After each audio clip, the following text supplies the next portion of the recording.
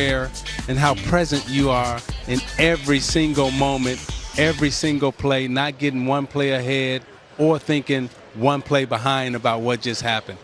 I think that's what championship teams do, you know. It's not about what happened or what's going to happen. You have to stay in that moment. I feel like when you start thinking too much, you don't play well. It's all about reading, reacting, the instinct of basketball.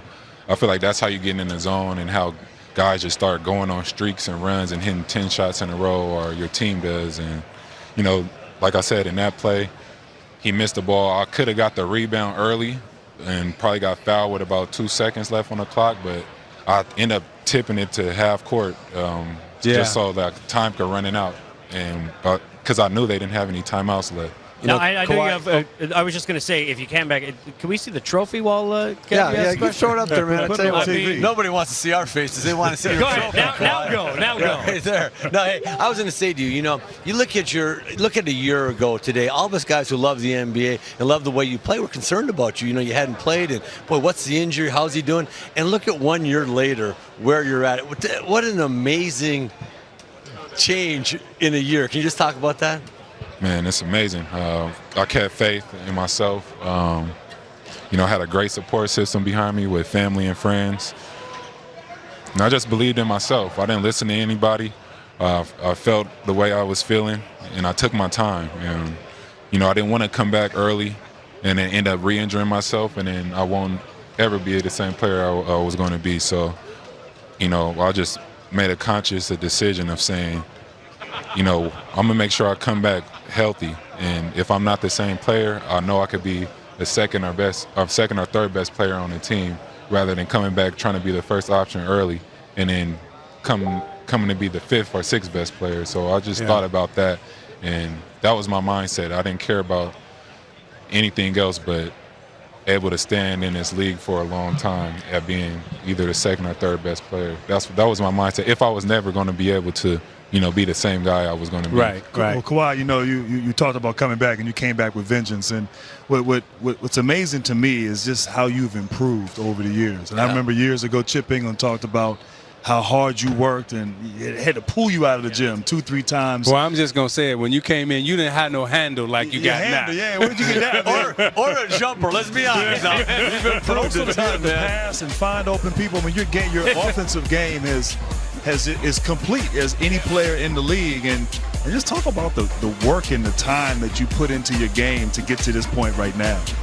Man, like you said, Chip is my guy, and you know, he was a great shooting coach, and I was in the gym every day. I was doing 3 workouts a day, lifting, and you know, with the team I did have in San Antonio, I wasn't really able to show the talents that early.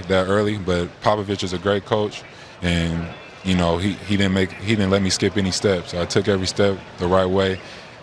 Chip knew how good I was, and I just kept striving and having faith that one day I'll get to this point, and I won the championship today. And it was a beautiful thing watching your improvement. I'm just telling you, for all of us guys who played, we talk about it all the time. Yeah. We'd say we're just proud of you and the work you put in. But now I got to ask you one thing that's real serious, big question. How come you can't beat Masai Ujiri in ping pong? He told me he just wears you out. What's about that? You're going to have to start working on your ping pong game. I know. You could tell he been practicing, or he been playing for a long time, because he's I was just playing for fun, and he'd come in there and just start hitting the ball all different type of ways. I was like, oh, come on.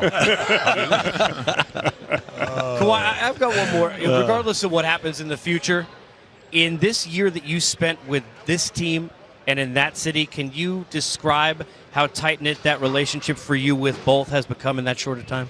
It was amazing. I had so much fun this season. Probably the most fun I ever had in a basketball season. Maybe because I didn't play last year, I wasn't around you know, too many people just rehabbing with doctors and stuff. But this year has been so fun. You know, just able to grow as a player, be a part of a new team, new teammates, and obviously a new country. And they just embraced me, and I thank them all for letting me come and be the player I could be. Look at that screen, and right how about describing that shot?